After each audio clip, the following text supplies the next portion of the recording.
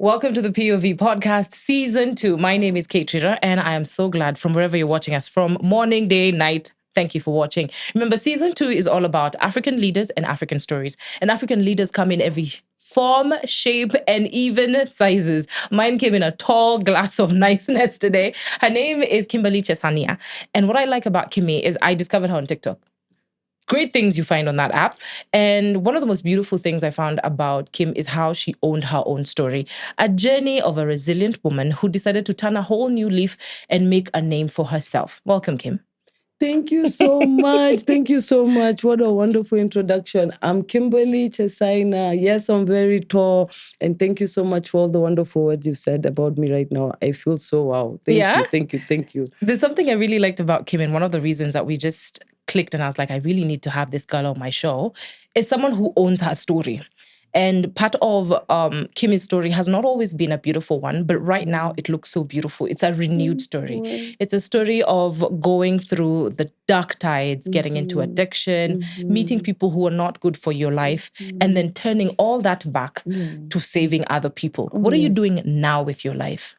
Whoa, what am I doing now with my life? Yes. Number one, I'm studying addiction counseling. I am in my 4th and last semester. If I just manage to finish the work I have left, and if God wills it, I want to be graduating on November 30th, and you're definitely invited, for sure. Thank you. I'm also a TikToker. I'm also trying to create more content. I'm also going to try out radio. You just suggested right now I must try and do modeling. So I want to try. You're trying everything. Yes. Yes. It's really great. You're studying addiction. Why are you studying addiction and recovery? I'm studying addiction counseling for many reasons, but the top reasons are, number one, I wanted to understand the science behind it, because for a long time I was blamed for my addiction. It was my fault. It was my choice. I was not serious with life. I just wanted to party, and I knew deep down that wasn't the truth. I knew deep down, no, I don't. I want to be like everybody else. I want to finish school. I want to settle down. I knew deep down there was something wrong, so I wanted to go back and understand the science and the chemistry and the everything. And now that I'm starting to understand it, or have understood it, I can forgive myself, knowing that it's a disease. And that's the message that I really would like to spread to people suffering, their families, and the community and society as a whole, that we are people who are sick. It's not a choice. Yeah. Yes. I think now, slowly by slowly, Kenya is really understanding that mental health issues and addiction are actually things that should be considered as it can be written in hospital, this is an illness. Yes. But before that, because we could see that this is, it's self-destruction of some sort, getting addicted to anything, whether it be sex, whether it be drugs, whether it be even social media, it is out of the normal, because normally we don't need stimulants to keep us alive and, to keep us excited. But I want to know, what do you think the government can do differently to at least accommodate and make the environment and the conversation about drugs and addiction move in a different direction?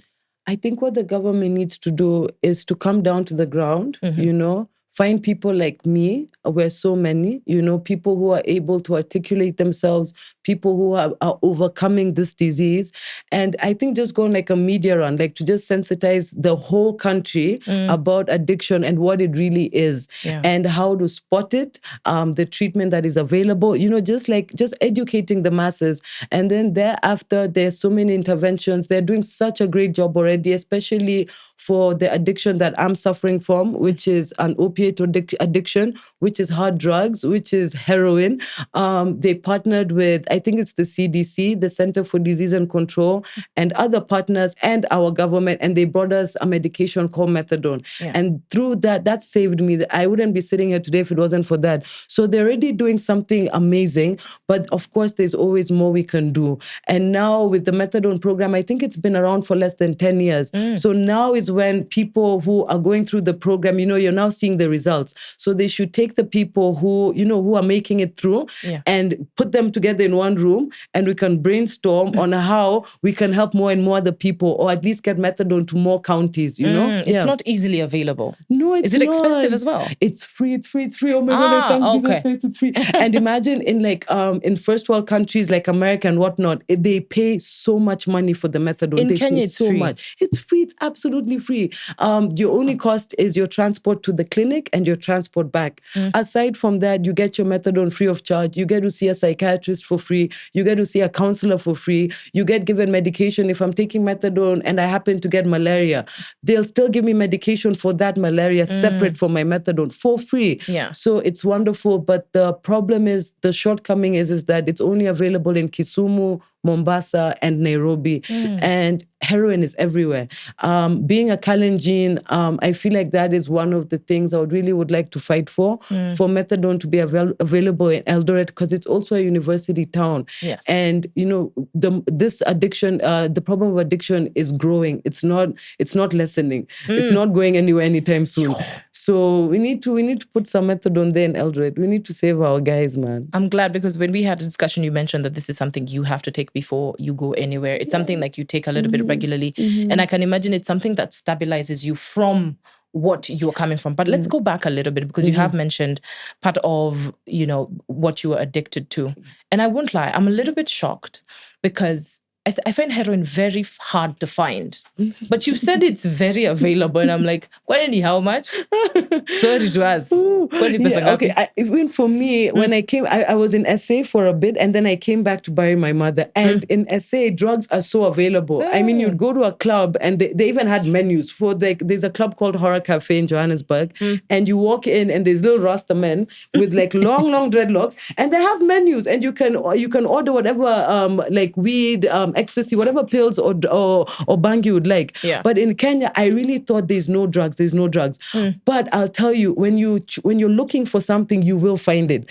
At the time, I had so much pain. I was going through the death of my mother, and I was looking to cure this pain. So I looked for bangi first. I found somebody who had bangi. Then I went out to the clubs in Westlands, and I was chilling. And then I spotted some guys, and they were sniffing something off a table, And so I went over there, kihere. Hey guys, what's popping? Can I have a line, And I had the line. That was cocaine. Cocaine is easy because if you go to high-end clubs and you're hanging out with, let's not get into all of that, but you know what I mean?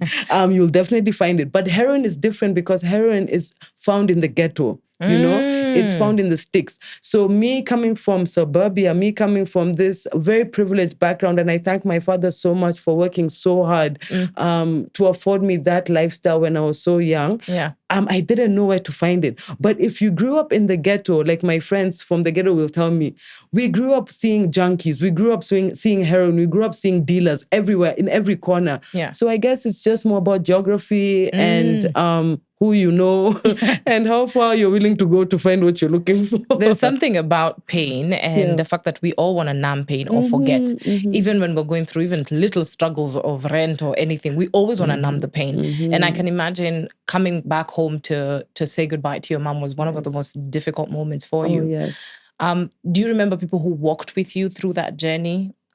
And you were lost together in that maze? Yes. Yeah. I've always been a very strange person where I've always found it hard to share my pain or my problems.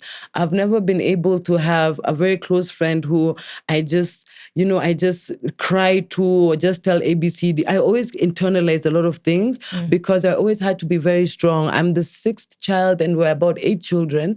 And I always had to be strong. And in that instant, I saw I had to be strong for my sister. I had to be strong for my younger siblings. I had to be strong for my parent. So I just internalized everything. I just kept it inside, which is the worst thing you could ever do. Which is the worst. In hindsight, I wish I had a therapist or some type of outlet. Yeah. So the pain was just growing and growing and growing. And that's what made me seek out the drugs, because drugs really cure your pain. But the cost is very, very high. You pay with your body. You pay with your life. Kila kitu, you pay. You pay with everything. Let me ask, it's something I've always crossed my mind. I've always wanted to know. Taking hard drugs like cocaine and heroin, because you've learned now, what the effects do they have inside the body? The liver, the kidney, what really happens? Oh, the science behind it is so deep. It's so deep. It's so deep. I'm going to try and use layman terms so that everybody understands. Yeah. So cocaine is what we call a stimulant. It's an upper. So when you take cocaine, you're hypervigilant, you're excited, you feel there's dopamine. There's a chemical called dopamine in the brain. That's the happy chemical. So a lot of it is released. So you feel happy. There's some kind of euphoria. You don't tire easily. You will go through insomnia because because it'll be hard for you to fall asleep.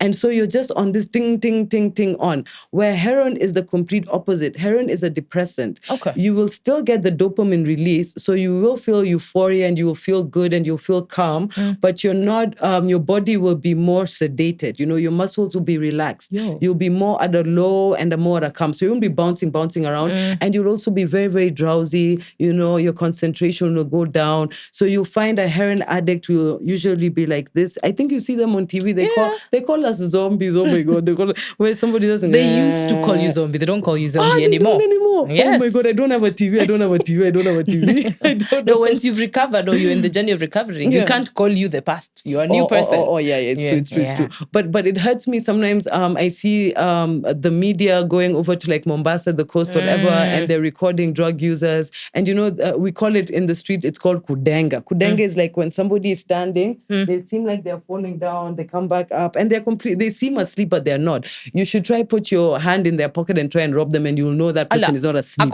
He's chonjo vibaya sana. He's just on some, you know, he's just on cloud nine, you know, he's just energy nice. So, Kimmy, it's a little bit scary for a woman to be in such places. And I'm wondering, because you told me you grew up in suburbia, and you've on your TikTok, you dropped some names and you mentioned some connections. I'm like, girl, you have lived.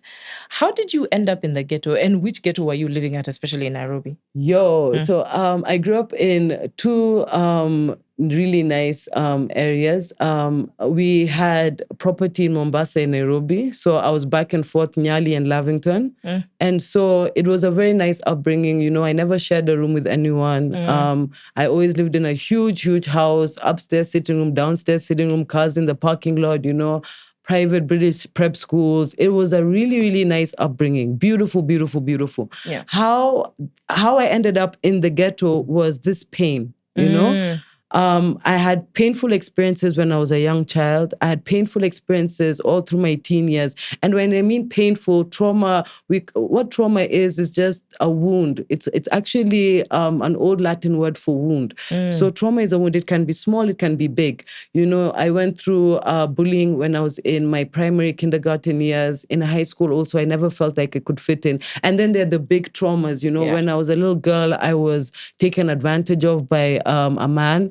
So things like that, you know. So the pain took me out of there, because as much as it's so beautiful, from the outside, everything looks so perfect, you know, picket fences, but I was dying inside. I was suffocating, you know. I was in so much pain. So what took me to the ghetto is seeking out the drugs. High-class drugs, high-end drugs like cocaine and ecstasy, because they're so expensive.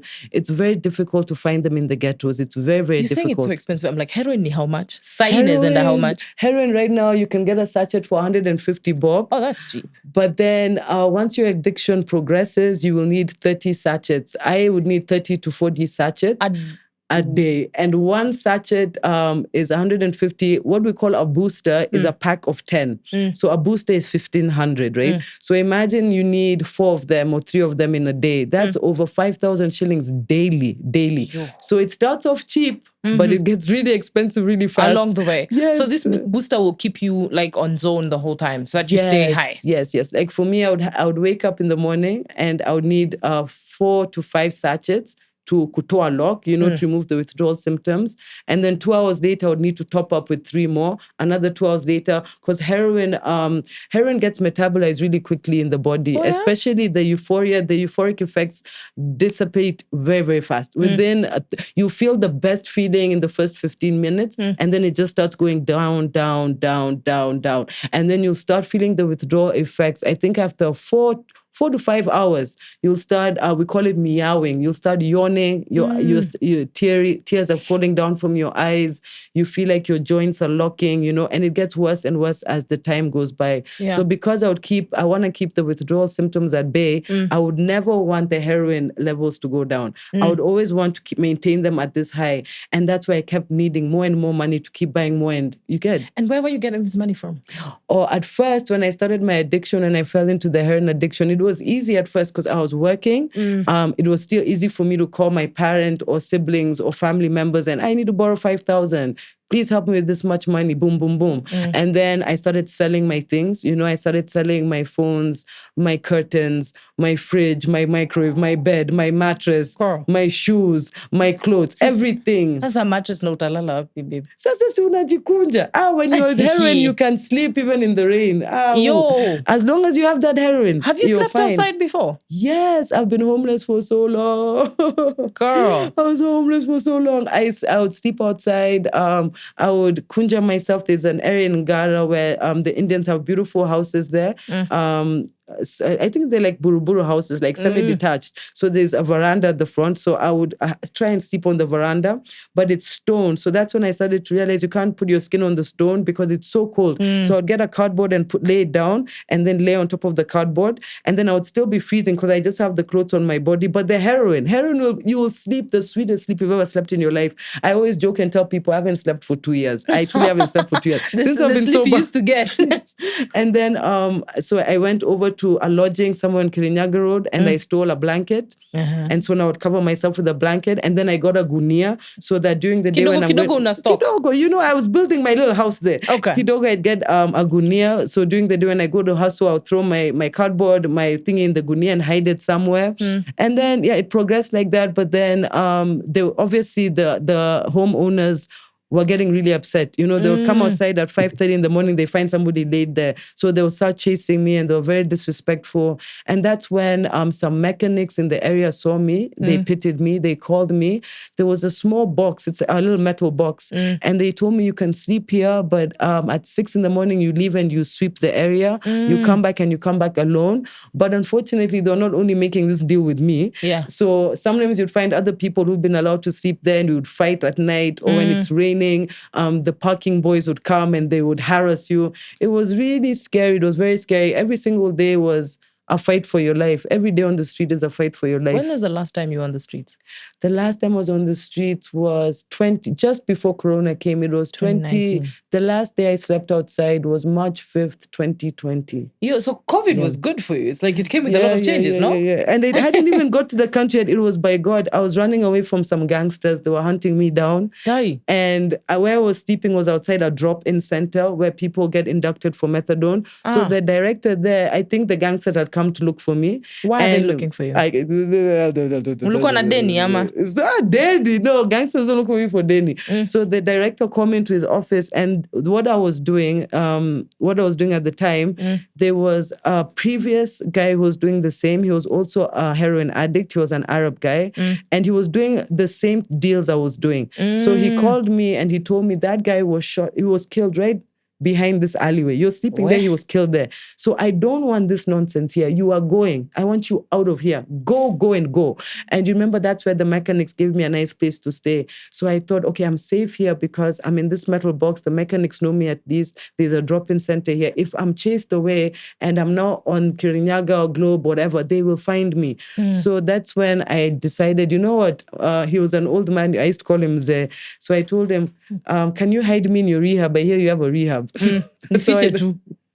That's why I ended up going to rehab and getting off the streets. Wow. I can imagine it's scary, especially for a girl in the night. Mambo mingi utendeka jamani. I had to get a bodyguard. It got to a point I had to get a bodyguard.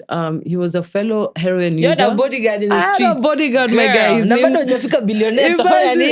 imagine. His name was this. He had, I think the only reason he agreed to be my bodyguard as well, because I think he had a crush on me as well. Okay. And then also I was getting money. So I would tell him, listen, I am going to risk. I'm doing this A, B, C, D, and E, right? And I'm going to create a lot of enemies. The money I'm going to get from this situation, I'm going to split 30% with you. And he was so happy because his previous job was, he used to work at Odeon, and he would be the guy jazzing the matatus for Denderu. Denderu. So, he would earn maybe 300, 400 bob there. Kamagera. He would earn 300 or 400. But me, the deals I was giving him, he was earning 2,000 a day. 1,500 a day, yeah. So he was very happy to be my bodyguard. Although it cost him a lot. He's been punched a few times. He's been threatened. A lot of things. Saving me and people looking for me. So now that you're in the limelight and people are seeing you, aren't you scared they would do anything, or you've made peace with that? I think number one, a lot of the people who are upset with me because they did something wrong to me. Because they, walinibeba ndogo. They saw this girl is from suburbia, boom, boom, boom, we can do this and this. So what's really annoying them is that I got them back. So it's like she had the audacity. She had the audacity to do this to me. And then obviously the other people who may be looking for me are my victims, people I hurt along the way. Yeah. And with them, I always try and I always try and explain myself that at that time I was a demon. I was under the influence of hectic drugs. It's not that I'm not taking accountability. I'm just trying to explain the reasons why I was behaving in that way. And for the people who I hurt directly, who it was not a grudge, it was nothing about the streets, it was no street politics, it was just an innocent person. I really just hope one day I can meet with them. If it's the money, I can try and figure out how much I can give them back. But after getting saved, I just ask God to protect me. I always walk alone. I don't have a boyfriend, a friend, or whatever. And there are places I thought I would never be able to walk into. Okay. I just thought if they see me, it's over. Yeah. But now I walk there and, even the person who was looking for me would tell me, like, I'm so happy you've changed. Me, I just wanted you to change. Don't worry so about that money. Seen the light. Don't worry about that money. Don't even worry about what no, just change. So yeah, I hope all of them will feel that way. Have you reconnected with your family ever since your recovery? Oh yes, my family never left me. You know, even when I thought my parent has left me, he had never left me. He had just chosen to back away because he's gonna drown with me. If he keeps holding on to me, we're going to drown together.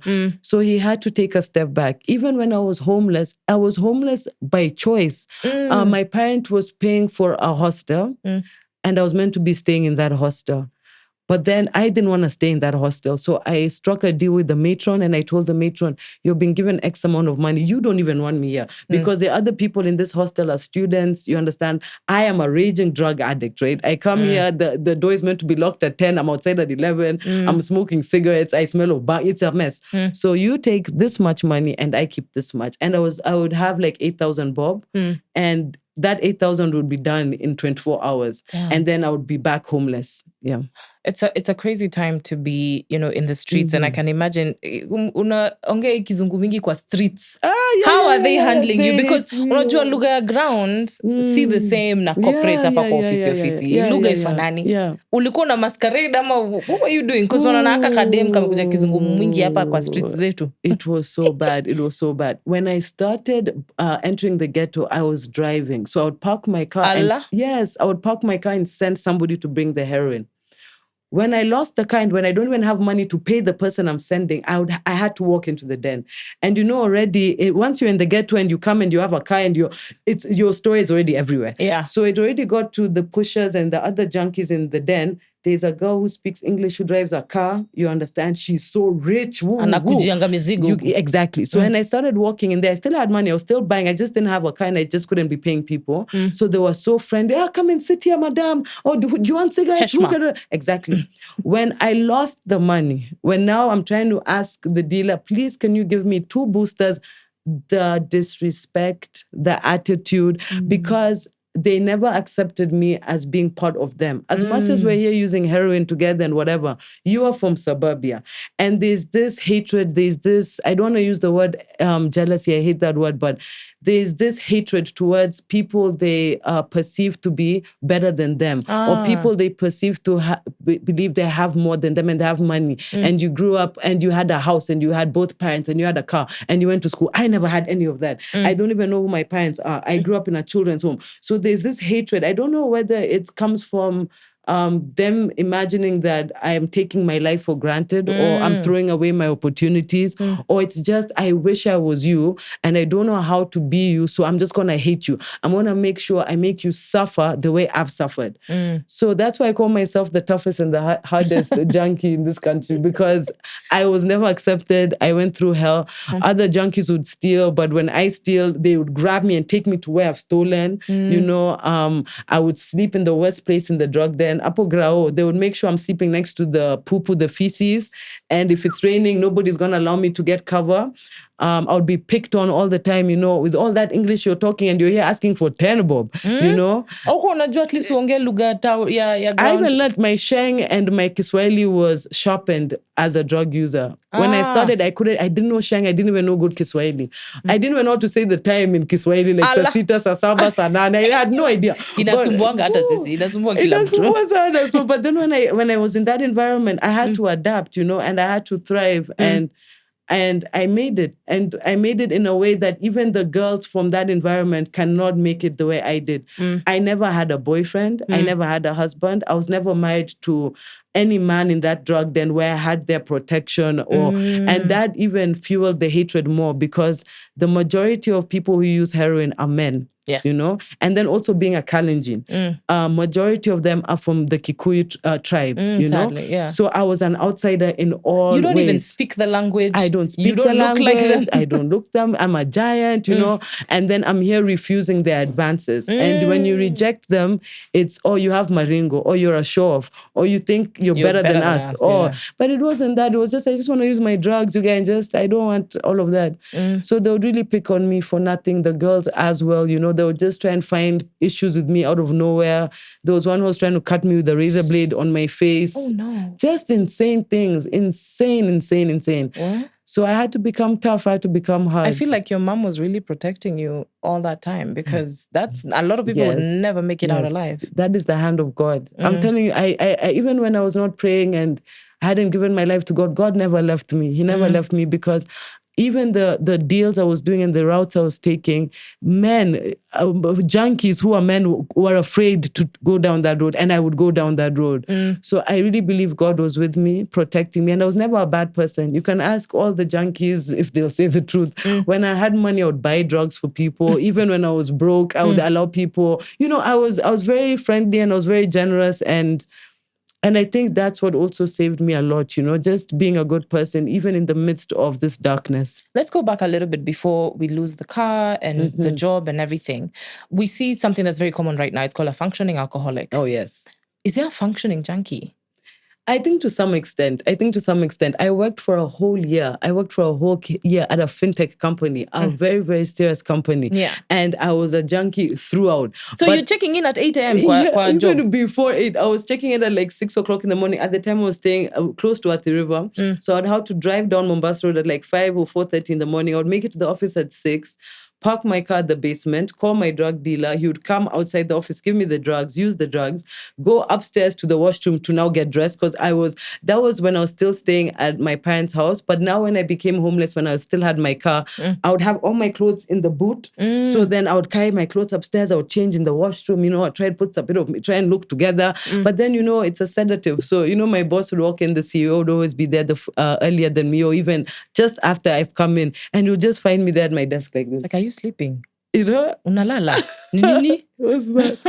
So you can function with heroin to some extent. At some point, you're gonna definitely drown. Heroin is not like alcohol where you can try and maintain it, because the withdrawal symptoms are horrible, and your body changes very, very fast. You lose weight. What happens? You lose weight. Your skin gets very, very dark. Your eyes become very, very hollow, because when you're on heroin, you can't eat food. Food is so disgusting.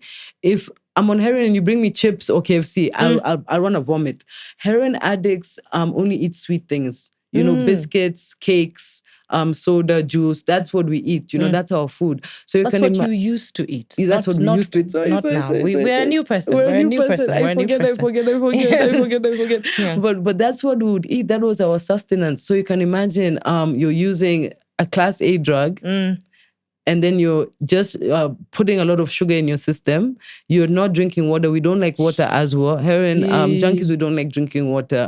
It sort of dilutes the high. So, you become dehydrated very fast. You lose a lot of body weight. Your skin is parched. Your eyes are hollow. Your face is sunken. Hollow? I'm wondering, zinaingia ndani ama zinafanya nini? I think when you see an active heroin user, you'll be so scared. you think you're looking into a demon's eyes. There's just nothing behind the eyes, you know? my And then God. they're so hollow. You look like, it's like a skull. It's like how a skeleton would look like. And because there's a part of our brain called the hypothalamus that deals with like judgment and whatever in the frontal lobe with your personality. What heroin does, it diminishes activity in those areas. So you stop being a human being. You know, that's why people say never trust a junkie. Have you heard that saying? Never trust a junkie. I know. It's such a never trust a junkie. It's a big fear. Ever trust a junkie. You know, you'll be sitting with this. Maybe they're your sister, your child. You know, you'll be talking to this person. You'll be thinking, "Oh this is my baby." But the thing that person can do to you, you'll be left wondering: was this my child? Was this my? You just really it's very demonic. I really believe that. I really believe that. I won't lie. I usually say the reason as to why they're called gateway drugs because they open up, a door to highway to hell. Yeah, they open up a door to just craziness and demons. It's true. It's one of the craziest things. Do you still have friends who are still in that world and have not left yet? There's no friendship in heroin use. There's no you can never have a friend. There's no junkie friend. There's nothing. It's a convenience. What am I getting from you? It's just barter trade. It's an exchange. But there are people who I care about, and I wish I could change them. You asked me earlier about my son. He's not my son by birth. I'm not his biological mother. I do take care of him for the past 4 years and another child as well. Their parents are heroin users and I'm trying my best. Actually, it was last month or 2 months ago that I've chosen to do what my parents did and let go. Because I've been holding on to them so hard and trying and I just need now to let go and let God, So there are people, and I lose friends every month. I buried a very close friend of mine the other day. Rest in peace, Davey. He was my friend, but my enemy. Only friends when we have money for heroin, we don't have, we hate each other. But when he lost his life, it hit me hard. How did he pass? Sorry. He died by overdose. I believe fentanyl is in our borders right now. And so, for fentanyl is very, very powerful, very powerful. So for somebody like me who's used to the regular heroin, if I go and I buy the fentanyl, or not even, it could have been even something else because the business is, there's so much money in this business that, somebody might take a gram of heroin, go buy Panadols, whatever medication from wherever, smash it in with this gram and make it 20 grams, and then sell it as heroin. So when you're buying, you don't know what you're buying. You just have to hope to God that it's something, substance. Something, it's not a poison. So it could have been anything that killed him. He was an intravenous user. What is an intravenous? A lot of these things are new. Sorry. So heroin, you can take heroin in 3 ways. You can inject it into your vein. You can sniff it, or you can smoke it. So he was an injector. He was injecting himself. They call us PWID, people who use and inject drugs. Did you ever try injecting? I had to. When you start using heroin, nobody ever wants to inject themselves. Nobody ever. How do you get to injecting it?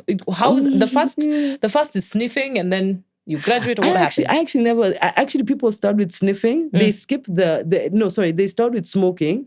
They skip the sniffing. I've never met anybody else in this country who sniffs heroin. I heard there was an Indian guy and an Arab guy, but I've never met them. I don't know for sure. I started with sniffing because I thought it was cocaine. I had gone to the coast. I was looking for cocaine. I met this Zungu Chokora there. In Mombasa, by the way, there are homeless people who are white. Yeah, you see it a lot. So I met this Chokora. Imagine this French guy. I feel so bad for him. He was Special Forces. He came to Kenya on holiday, met a beautiful girl.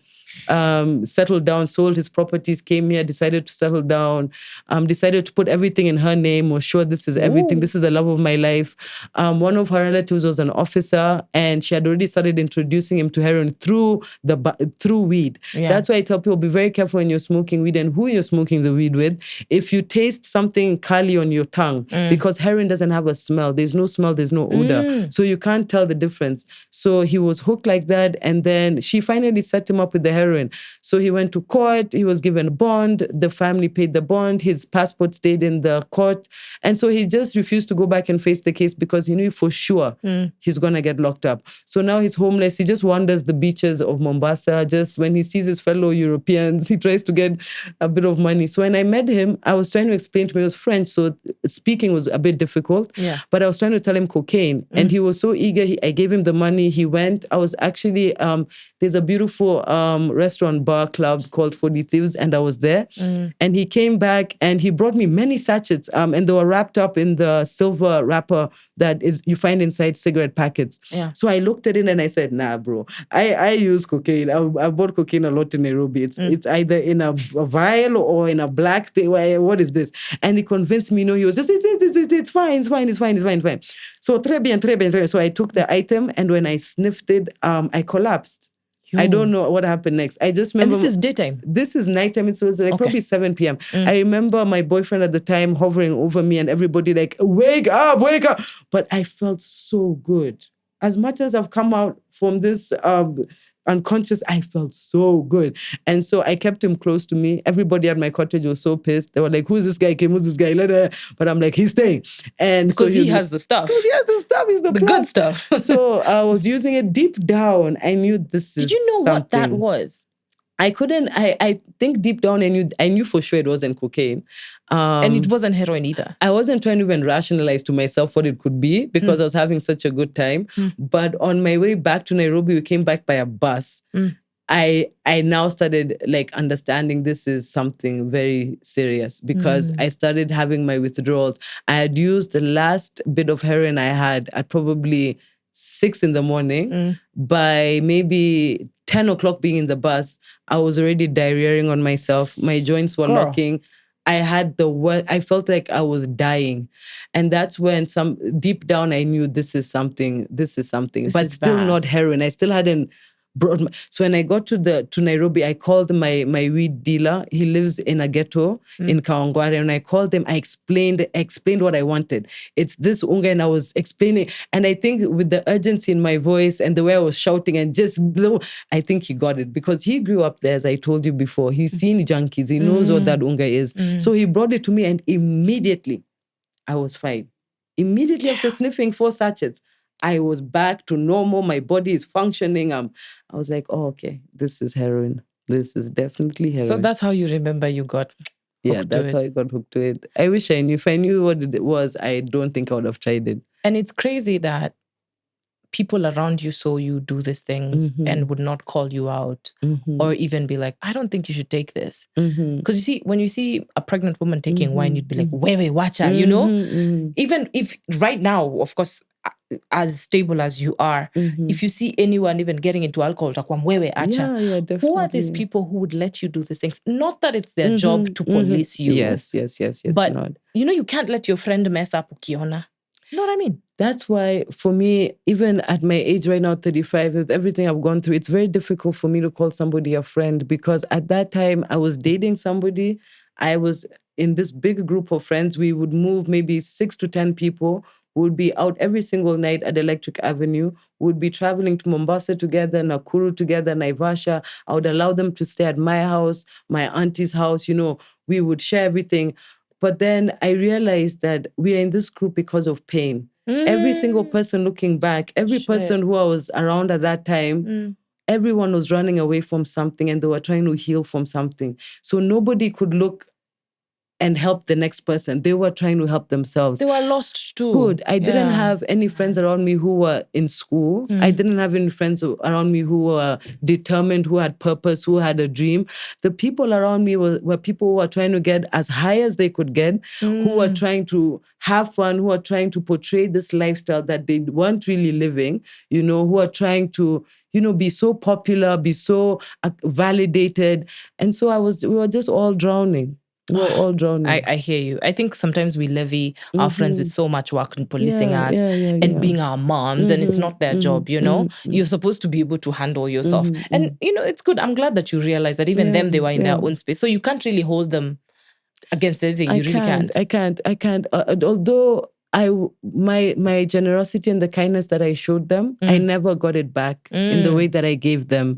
So they should have given me at least a little bit more, but they didn't. They were the ones left talking about me when I would go to rehab. Yeah, I knew she was da-da-da. So that's why I tell people, always, please look around you. Look around you and the people you're with, because they're the ones who are going to celebrate when you fall. And now they're the same ones through TikTok who send me messages. Hey, Kim, I'm so proud of you. Wow. So, people are people, humans are humans. You can only be responsible for yourself and your journey. And Yeah. So let's talk about Kim dating. I really want to know your dating life, because I can imagine the kind of quality of person Kim, the quality she was speaking maybe past 2019 and post 2019, those are two different. The one you date now is not the kind of person you date back then. Definitely. What kind of guys were you dating when you were still in the darkness? Ooh, I've dated a gay man. I dated when I was entering the heroin, I was with a homosexual, but he was a down low. I hate down low homosexuals. I hate them. No. I mean, why don't you just say you're into guys and we move on? I mean, it's fine.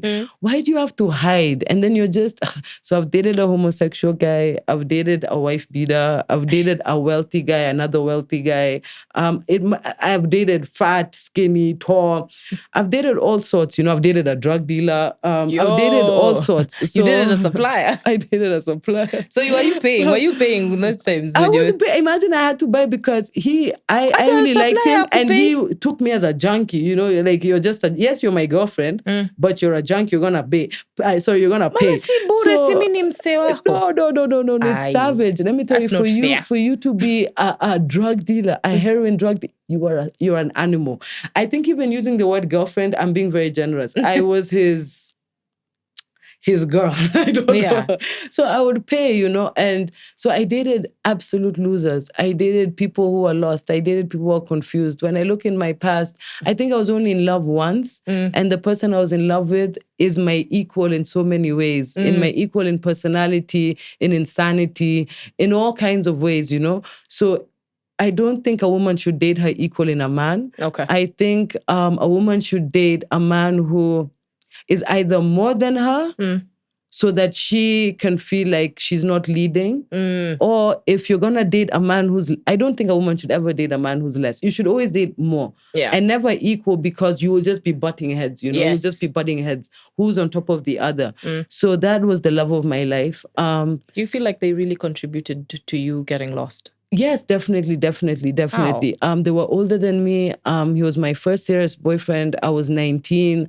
He was a raging alcoholic. I was into drugs. It was just so fast. It was so crazy. And it definitely contributed to my drug use because I was so heartbroken. When my mother died and I came back to the country, I stayed, I think, for maybe 3 months. And then I finessed my way back to South Africa to see him. And at the door, I met with his pregnant girlfriend. So I was shattered. And I'm not the type to stay around for players. Like, the one thing I cannot deal with is somebody cheating on me. So I ended it right then and there. And then he followed me to Kenya maybe 2 years later to try. And, I love you. But at that time, I was already done. So the pain of my mother's death, the pain of losing the love of my life, it was just crazy. So it shattered me. But I'm happy it did, because I got a chance to rebuild myself and design the person I am putting together in the way I want. Exactly, in the way I want. So did you start? I'm grateful. Did you take anything in South Africa, or did you start taking drugs in Kenya? I started, my first time using cocaine was actually in high school. Yes, high school. How does a high schooler get drugs? There was my classmate. He was a KC, Mzungu cowboy, then Naivasha. His mom was a cokehead. So he would steal his mom's cocaine. What, you people? And he was telling me about it for months. He kept telling me for months, my mom uses cocaine. I'm going to get her coke. So I kept thinking this guy is just lying to me. So finally, one time he actually got the cocaine. He came to the art room. He showed me the cocaine and we used the cocaine and we were so happy. I was talking 1,000,000 words per second, faster than I'm talking now, you can imagine. And it was brilliant. But then, it was over so fast. And I think he was scared. How old was this? I was probably 17, I think 17. You're almost getting out of high school also. Yeah, I was almost getting out of high school. And then already in high school, I was smoking a lot of weed. I was already a pothead. I was even selling weed in high school. So then when I joined, the first night I got to South Africa, I remember the next day was orientation. And so I went for orientation and I already met a couple of Nigerians. and I already knew where to get the weed. And then I met a couple of Australian girls, so I knew where to get the cocaine. And then I met another Australian guy who was far gone, and he showed me how to get the crystal meth. And so I was just good. I was just good. But then I never touched heroin in South Africa. Although I think I saw heroin, I had these two Afrikaner friends who were not students at the school. They had a farm. Our school is in a place called Rimsik. It's more like rural. It's towny. It's still in Johannesburg, but very like big houses. It's close to Sandton. It was very expensive area. So these two boys had a huge property, and they had a crush on one of my friends. So they would invite us over to play pool at their house. And I am so sure now, in hindsight, I know what they were using was heroin, because they would go to the washroom and they would have track lines on their hands, and they would always just be on some weird. And so when you look at someone's hand, you can tell they've been. Yes, I thank God mine have disappeared a bit, but there are things called track lines. So somebody will inject the same spot. Usually it's here or here. Yeah. But then when these veins disappear, because they do get scared, veins actually get scared. Your veins will pop right now, but then when you bite the heroin and you're about to, they'll disappear. So you have to go near a fire. Like we just make makeshift fires, like we put plastic or stuff. You near to the fire so your vein can pop. But if they absolutely disappear, you'll have to go to your neck, find veins there. You dunga your neck? Yes. If they absolutely disappear, you get the veins here. If those absolutely disappear, I know a girl who would go and inject her clitoris. Yes, and another guy would inject his penis. Actually, two guys. And the guy who used to inject his penis, the one I knew was a Korean guy. I think it was Korean or Chinese. And I actually met him at a methadone clinic. And he used to be brought with a pickup. Very wealthy boy. And he would just inject that penis. And I remember being told by one of the addicts that he died. I'm like, how did he die? That thing became infected, gangrene, whatnot, and the third. And he died. I swear, sorry. I got jilted in myself. I'm like, what? I used to be so scared of blood needles, but then after the things I went through. Because me, I'm the type of person I will wash even someone who's limp and all that. I don't mind. But now to hear it going to certain places, I'm like, wait. Yeah, it has to. Meskuma. It has but, to. But it's happening in Nairobi right now where you hear apparently some girls are taking the tampons and then jolting it inside with alcohol. Like if you soak it in alcohol and a little bit of cocaine and just jot it up. And then the height is haraka upesi. Why not just take a shot of tequila? Even you hear also rumors that some people from West Africa, they'll just put it on their dingaling and then, it's a whole other story. And that's too much. Now, you've mentioned crystal meth. Yeah. Have you taken crystal meth? Yes. In SA, they call it tick. Tick. They call it tick in SA. Is it available in Kenya? I don't know. I've never looked for crystal meth in Kenya. I don't think so. I've never met a meth head in Kenya, I'll be honest. Because meth is, the way it's portrayed in the States, it's very, like it's a knockout drug. Because people look like they are damaged. Yeah, you're done. They look, the teeth are gone, the eyes, like a heroin. No hair. I'm like... It's quite literally like heroin. But it was, I would buy it for 100 rand, which was 1,000 bob, for a small gram like this, a small piece like this in a little plastic. And, but the withdrawals are not as intense as heroin. You will have withdrawals like the shattering of the teeth, the papery skin, you look like papyrus or something, that you start losing weight. You start looking like a creature, like a vampire. But the withdrawals are not as acute. Like I remember when I was taking Crystal in SA, if I didn't take it for 2 days, I would just have this bad hangover. I can't sleep. My joints are locking. But it was not as extreme as heroin withdrawals. It was probably, if heroin is 10 out of 10, crystal will probably be like 3 out of 10 or 4. Yeah. I'm so glad that you've come this far and you're even able to share this story. I'd really want to know how the story of Kimi reuniting with her dad and her family. Oh my God. I just want my dad. I love my dad so much. My dad is just the best dad in the whole entire world. I can't cheat you and I can't lie. Yeah. Because he never left me. And you must understand, I'm a Kalenjin, I'm a Tugen from Baringo North. Girls, they don't even smoke bangi. Hey, good girls. They don't. They do not. Like, I'm telling you, to find a Kalenjin girl who smokes bangi or who uses heroin or cocaine is so rare. Yeah. So you must understand what the disease I'm suffering from and the symptoms of that disease, which is reaching out to drugs and taking, was so shocking to my family and to my parent.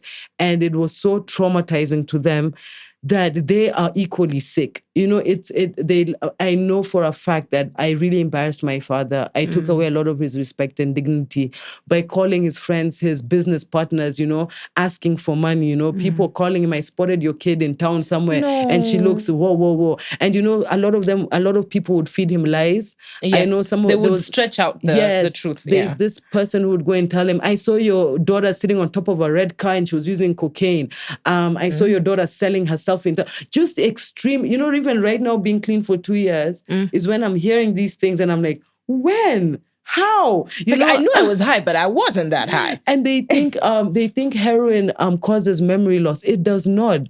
I remember every single day of my addiction. I remember even when I'm high, even when I'm denguing like this, I know what I have self-awareness, you know? So they would peddle these lies and these stories and make things worse and worse and worse, you know, because, you know, as I told you, so many people are in pain and so many people are lost. Why not kick your children under the bus? Why don't I embarrass you as a parent, you know? And at the same time, they're not looking into their own homes, you know? They're not remembering that they also have children and they can also be prone to such diseases. So I just leave it to God. But with my dad, I want to prove to him via my actions that I have changed. Yeah. That's why I'm really serious with this school and I really want to graduate and I really want to get a job and I really want to pay bills. I really want to buy my car, shamba, some goats, some cows, you know. I really want to do all of that so that he can see it's not just words. It's not even words. Other than just for your dad, even for yourself. Oh, yes. For Kimberley herself. Definitely. You know, other than anything, let me tell you, because we really work hard to prove a lot to the world. Oh, yes. But I think the one thing we need to do is to prove it to ourselves. Yes. First and foremost. For me, you know, I never, because of all my experiences and everything I've been through, even getting sober, my reasons was not for me.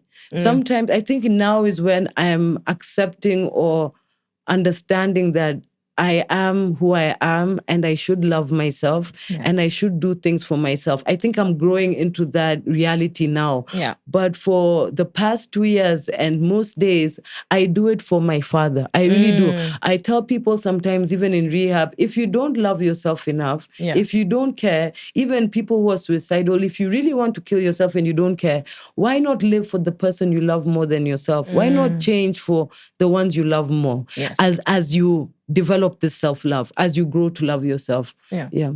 I'm really happy to meet you, Kimmy. The stories I see on TikTok do not even do you justice. I know you've explained Kimmy at 17 years old, Kimmy in university, and Kimmy now, grown woman. Yes. If you did ever speak to that 17-year-old who was trying coke and smoking pot, what would you say to her? I would tell her you're loved. I would tell her your dad loves you. Your sisters and brothers love you. People love you. Yeah. And imagine you can do it and imagine you're not stupid. You actually have a brain. And whatever it is you want to do, you can do it. Don't give a damn about people. I didn't feel loved. Most people in addiction never feel loved. They feel like they were never loved. They don't have support. They don't have anybody they can run to. Yeah. That's why they run to the drugs. Yeah. Wow. Oh my God. I'm even clapping. What? Thank you. That was so brilliant. Thank you. This is the POV podcast season 2. Thank you so much for watching. Stay tuned. Thank you. Bye.